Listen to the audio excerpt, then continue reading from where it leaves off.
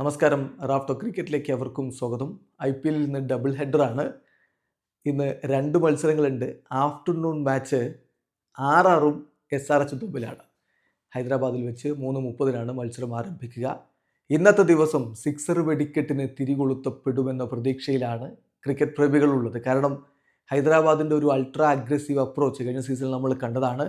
അതേ കോറിനെ അതുപോലെ നിലനിർത്തി അതിലേക്ക് ഇഷാൻ കിഷനെ കൂടി ആഡ് ചെയ്ത് എങ്ങനെ ഉണ്ടാവും? അതാണ് അവരുടെ ഇത്തവണത്തെ സ്കോഡ് എന്ന് പറയുന്നത്. പോയ സീസണിൽ ഹൈദരാബാദ് സ്റ്റേഡിയത്തിലെ റൺ റേറ്റ് എന്ന് പറയുന്നത് 10 മുകളിലായിരുന്നു. അപ്പോൾ അത് ഈ കളിയോടുകൂടി വീണ്ടും അവർ പുനരാരംഭിക്കുമോ ആ പരിപാടി എന്നുള്ളതാണ് അറിയേണ്ടത്. മറുഭാഗത്ത് രാജസ്ഥാൻ റോയൽസ് ആണ്. സഞ്ജു സാംസൺ ക്യാപ്റ്റനായിട്ട് ഫീൽഡിൽ ഉണ്ടാവില്ല. റിയാൻ പരാഗ് എങ്ങനെ നയിക്കും എന്നുള്ളത് കണ്ടറിയണം. സഞ്ജു ബാറ്ററായിട്ട് മാത്രമാവും ഉണ്ടാവുക. രണ്ട് ടീമിൻ്റെയും ടീം ന്യൂസും മറ്റു കാര്യങ്ങളുമൊക്കെ നമ്മളൊന്ന് പരിശോധിക്കുകയാണ്. ഇപ്പം SRHൻ്റെ ഭാഗത്ത് അഭിനവ് മനോഹർ അവരുടെ പ്ലേയിങ് ലെവലിൽ ഉണ്ടാവാനുള്ള സാധ്യതയുണ്ട്. മഹാരാജ T20 ട്രോഫിയിൽ കർണാടക ബേസ്ഡ് T20 ലീഗാണ്. അവിടെ സിക്സർ കൊണ്ട് അദ്ദേഹം പൂരം നടത്തുകയായിരുന്നു. 52 സിക്സറുകളാണ് അദ്ദേഹം ആ ടൂർണമെൻറ്റിൽ അടിച്ചു കൂട്ടിയിട്ടുള്ളത്.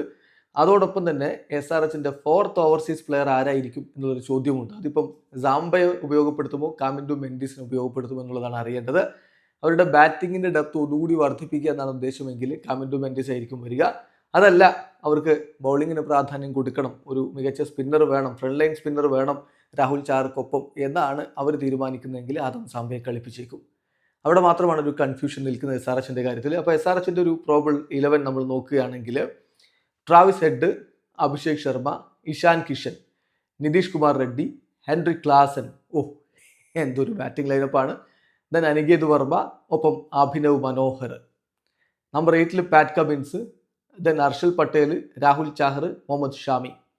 സോ ഒരു പക്ഷേ ആദം സാംബയെ അവർ ഇമ്പാക്റ്റ് പ്ലെയറായിട്ട് ഉപയോഗപ്പെടുത്താനുള്ള ഒരു സാധ്യത നമ്മളിവിടെ കാണുന്നുണ്ട്. കാരണം നമ്മൾ ഈ പറഞ്ഞ പ്ലേയിങ് 11-ൽ ഇപ്പോൾ ട്രാവിസ് ഹെഡ്, ഹെൻറി ക്ലാസൻ, അതുപോലെ തന്നെ പാറ്റ് കമിൻസ് 3 വിദേശ താരങ്ങളെയാണ് ഉൾപ്പെടുത്തിയിട്ടുള്ളത്. അപ്പോൾ അങ്ങനെ വരികയാണെങ്കിൽ ബൗൾ ചെയ്യാൻ വേണ്ടി അവർ രണ്ടാമത് ബൗൾ വയ്ക്കുകയാണെങ്കിൽ ആദം സാംബ ഇമ്പാക്റ്റ് സബായിട്ട് വരാം. ഇതാണ് നമ്മൾ പ്രതീക്ഷിക്കുന്ന അവരുടെ ഒരു 12 എന്ന് പറയുന്നത്, പ്രോബിൾ 12 എന്ന് പറയുന്നത്. മറുഭാഗത്ത് സഞ്ജു സാംസൺ ഇല്ല. ജുറലായിരിക്കും അവരുടെ വിക്കറ്റ് കീപ്പിംഗ് റോൾ ചെയ്യുന്നുണ്ടാവുക രാജസ്ഥാൻ റോയൽസിന് വേണ്ടിയിട്ട്. പിച്ച് കണ്ടീഷൻ അനുസരിച്ച് തീക്ഷണയെ ഇറക്കണോ ഫാറൂഖി ഇറക്കണോ എന്നുള്ളത് അവർ തീരുമാനിക്കും. അതോടൊപ്പം തന്നെ അവരുടെ ടീമിൽ ഓൾറൗണ്ടർ എന്ന രൂപത്തിൽ ഇപ്പം ഫസ്റ്റ് പ്ലേയിങ് ലെവലിൽ മിക്കവാറും വനിതു അസരംഗ മാത്രമേ ഉണ്ടാവാൻ സാധ്യതയുള്ളൂ. ബാക്കി എല്ലാവരും സ്പെഷ്യലിസ്റ്റ് ബാറ്റർമാരും സ്പെഷ്യലിസ്റ്റ് ബൗളർമാരുമാണ്. എന്ത് സംഭവിക്കുമെന്ന് കണ്ടറിയണം. പ്രത്യേകിച്ച് അവർ പ്രധാനമായിട്ടും ആശ്രയിക്കുന്ന ഒരു പേസ് ബൗളർ ജോഫ്രെ ആർച്ചറാണ്. അദ്ദേഹത്തിൻ്റെ സമീപകാലത്തെ പ്രകടനം അത്ര മികച്ചതല്ല. ഇംഗ്ലണ്ടിന് വേണ്ടി അദ്ദേഹം ഇന്ത്യയിൽ വന്നപ്പോഴൊക്കെ നിങ്ങൾ കണ്ടിട്ടുണ്ടാവും, വളരെ എക്സ്പെൻസീവ് ആയിരുന്നു. പിന്നെ പരിക്കിൻ്റെ പ്രശ്നങ്ങൾ അലട്ടുന്നയാളാണ്. എന്തായാലും അദ്ദേഹത്തിൻ്റെ ഫോം വളരെ ഇമ്പോർട്ടൻ്റ് ആണ്. അപ്പോൾ രാജസ്ഥാൻ റോയൽസിൻ്റെ ഒരു പ്രോബിൾ 12-ലേക്ക് പോയാൽ യശസ്വി ജയ്സ്വാളും സഞ്ജു സാംസണും ചേർന്നുള്ള ഓപ്പണിംഗ് കൂട്ടുകെട്ട്. പിന്നാലെ നിതീഷ് റാണ, ദെൻ നമ്പർ 4-ൽ റിയാൻ പരാഗ്, ക്യാപ്റ്റൻ റിയാൻ പരാഗ്. അതിനുശേഷം ധ്രുവ് ജുറൽ നമ്പർ 5-ൽ വരും. നമ്പർ 6-ൽ ഷിംറോൺ ഹെറ്റ്മയർ. ഇതൊരു പക്ഷേ സന്ദർഭത്തിനനുസരിച്ച് ഷിംറോൺ ഹെറ്റ്മയർ 5-ലും ധ്രുവ് ജുറൽ 6-ാം സ്ഥാനത്തും വരാം. എന്തായാലും അവിടെ ചെറിയ മാറ്റങ്ങൾ ചിലപ്പോൾ സംഭവിക്കാമെന്ന് മാത്രം. നമ്പർ 7-ൽ വനിതു ഹസരംഗ, നമ്പർ 8-ൽ ശുഭൻ ദ്യൂബയോ ആകാശ് മധുവാളോ വരും.